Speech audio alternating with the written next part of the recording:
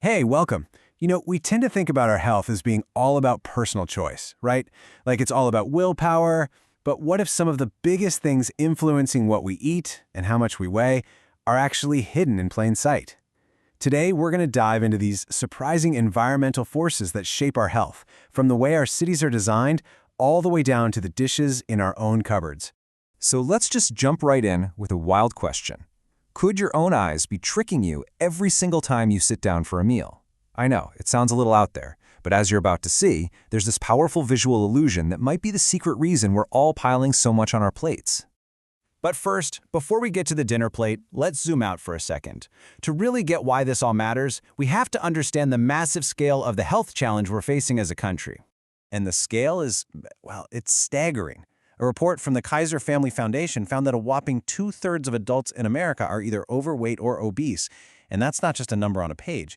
It's a huge national health crisis that puts millions of people at risk for over 20 major diseases. So, what is going on here? Is this just a massive, collective failure of willpower? Well, the KFF report suggests a totally different answer. And this quote from the report really nails it.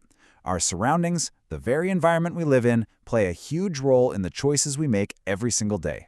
I mean, think about food deserts. In some neighborhoods, there just aren't any supermarkets, which makes getting fresh, healthy food a real challenge. So what's left? Processed, less healthy options become the easy default choice. It's a textbook example of how our big picture environment can directly impact our health. Okay, so let's bring this down from the city level to something way more personal. The environment inside our own homes. And this brings us right back to that opening mystery. We've seen how a neighborhood can shape our choices, but what if one of the most powerful influences on how much you eat is something you use every single day, probably without even thinking about it? The secret here is this fascinating psychological quirk called the Del-Boyth illusion. It's pretty simple, actually. Our brain sees a circle differently depending on the size of the circle that's around it. So, a dot inside a small circle looks bigger than the exact same dot inside a large circle. Just hang on to that thought for a second. And here it is, the big aha moment. Take a look at this.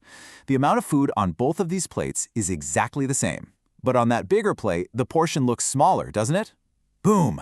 That is the Del-Boyth illusion in action. Your brain gets fooled into thinking there's less food there, so it signals you to serve yourself more to feel satisfied. Okay, so this illusion is a cool party trick, but does it actually matter in the real world? Well, let's see what happens in a place with basically unlimited choices, like an all-you-can-eat buffet. Let's check out the data. So researchers watched people at a Chinese buffet, and what they found was wild.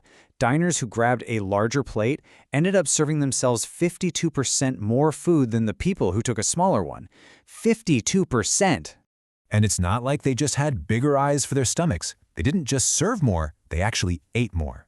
The people with the big plates ate 45% more food. And you might be thinking, okay, maybe they were just hungrier. Well, hold on, because this next number tells the real story. And this is the key.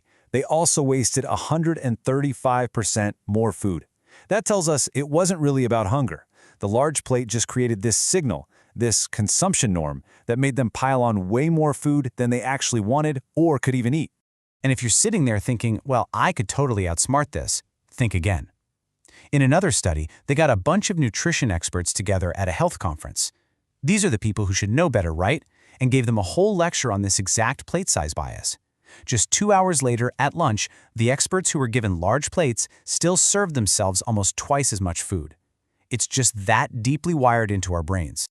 Now, I know this might all sound a little discouraging, but the good news is it actually points to a solution that's surprisingly simple and incredibly powerful. Let's connect all these dots. This right here, this quote is the big idea. Instead of getting into this constant, exhausting tug-of-war with ourselves, this battle of willpower against our own brain, what if we just change the environment around us? So the immediate, practical solution is so simple. Just use a smaller plate. That's it. When you do that, you change the visual cues. The same amount of food now looks bigger. It looks more satisfying, and your brain automatically tells you to serve less and eat less. No willpower needed. And this is where it all comes together. The exact same principle, changing the environment to make the healthy choice the easy choice, works on every single level. Using a smaller plate to eat less is based on the exact same logic as a city building bike lanes to get people to move more. And cities all over the country are already doing this stuff. They're creating mobile markets to get fresh food into those food deserts. They're building more bike lanes, requiring sidewalks in new neighborhoods, starting community gardens. They are literally redesigning the environment to make healthy choices the path of least resistance for everyone. So, what's the bottom line here? We've seen that from our city planning all the way down to our kitchen cabinets, our environment is constantly shaping our health. And maybe the most powerful tool we have isn't more willpower, it's just building a smarter environment. Which really only leaves one question. What's one small change you can make to yours?